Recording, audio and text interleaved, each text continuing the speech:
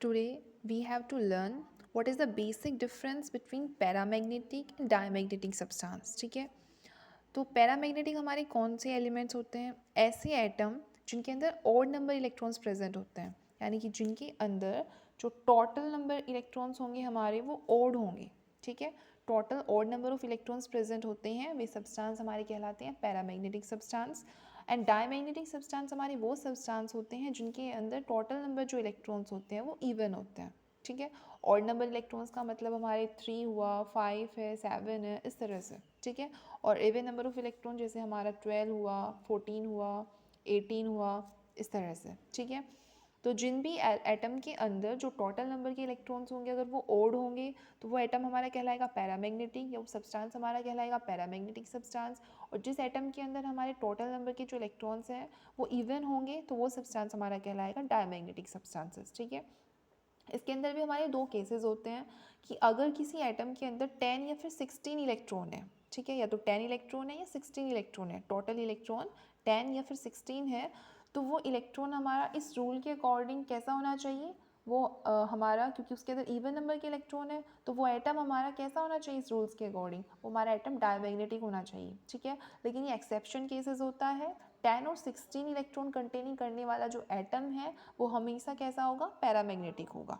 ठीक है, एग्जाम्पल हम देखते हैं. जैसे हमारे पास है O3 पॉजिटिव, इसके अगर हम टोटल नंबर ऑफ इलेक्ट्रॉन निकालते हैं तो ऑक्सीजन के पास टोटल नंबर ऑफ इलेक्ट्रॉन 8 होते हैं. हमारे पास 3 ऑक्सीजन है, तो हम क्या करेंगे? 3 इंटू 8, प्लस का चार्ज है +1 तो इसलिए -1 कर देंगे. ठीक है, तो ये कितना हो जाएगा हमारा? 23 हमारा क्या है? 23 मतलब ऑड है, तो ऑड नंबर ऑफ इलेक्ट्रॉन इसके अंदर प्रेजेंट है, इसलिए ये हमारा कैसा सब्सटेंस होगा? पैरामैग्नेटिक. ठीक है, नेक्स्ट है हमारा N2-. नाइट्रोजन के अंदर टोटल नंबर जो इलेक्ट्रॉन होते हैं वो होते हैं 7, और 2 है, 2 नाइट्रोजन हमारे पास है, तो 7 इंटू 2 हमने किया. माइनस का चार्ज हमारा शो कर रहा है कि एक इलेक्ट्रॉन इसने गेन किया है, सो +1 कर देंगे हम, तो ये हमारा हो जाएगा 15. ठीक है, 15 हमारा कैसा नंबर है? ऑड नंबर है, इसलिए ये क्या होगा हमारा? पैरामैग्नेटिक. ऐसे ही हम F2 लेंगे. फ्लोरीन के पास टोटल नंबर ऑफ इलेक्ट्रॉन हमारे 9 होते हैं, 2 फ्लोरीन हमारे पास है, तो हमने क्या किया? 18 टोटल जो हमारे इलेक्ट्रॉन फ्लोरीन के पास है वो कितने हो गए? 18. अब फ्लोरीन 18 जो है हमारा वो कैसा नंबर है? ऑड या इवन? इवन. सो फ्लोरीन हमारा कैसा होगा? इवन है, तो इसलिए डायमैग्नेटिक. ठीक है, अब अगर हमारे पास F- आ जाए तो फ्लोरीन के पास टोटल नंबर ऑफ इलेक्ट्रॉन 9 होते हैं, लेकिन -1 चार्ज का मतलब है कि इसने एक इलेक्ट्रॉन को गेन किया, तो +1 हमने कर दिया. ये हमारा कितना हो गया? 10. ठीक है, अब 10 हमारे पास कैसा होता है? 10 हमारे पास इवन नंबर होता है.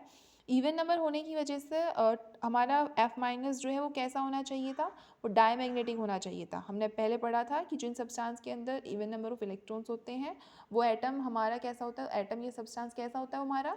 डायमैग्नेटिक. लेकिन एक एक्सेप्शनल केसेस हमने पढ़ा था कि जिसके पास 10 या फिर 16 होगा वो हमारा डायमैग्नेटिक होने के बाद भी वो हमारा पैरामैग्नेटिक होता है. ठीक है, ये एक्सेप्शन केसेस था. तो यहाँ पे इसी तरह से 10 हमारा इवन नंबर है, ये डायमैग्नेटिक होना चाहिए, बट ये हमारा एक्सेप्शन केसेस है, तो ये हमारा कैसा होता है? पैरामैग्नेटिक होता है. तो ये एक इंपॉर्टेंट टर्म है डायमैग्नेटिक और पैरामैग्नेटिक, और ये शॉर्ट ट्रिक्स है इसे लर्न करने की कि जिन भी सब्सटेंसेस के पास या जिन एटम के पास odd number of electron present होते हैं वो एटम हमारे पैरामैग्नेटिक होते हैं, और जिन एटम के पास इवन नंबर ऑफ इलेक्ट्रॉन होते हैं वो एटम हमारे डायमैग्नेटिक होते हैं. और एक्सेप्शन है हमारे 10 या 16. अगर किसी के पास टोटल नंबर ऑफ इलेक्ट्रॉन 10 या फिर 16 होंगे तो वो एक्सेप्शन केसेस होता है, वो डायमैग्नेटिक होना चाहिए, लेकिन वो डायमैग्नेटिक नहीं होता, वो पैरामैग्नेटिक होता है.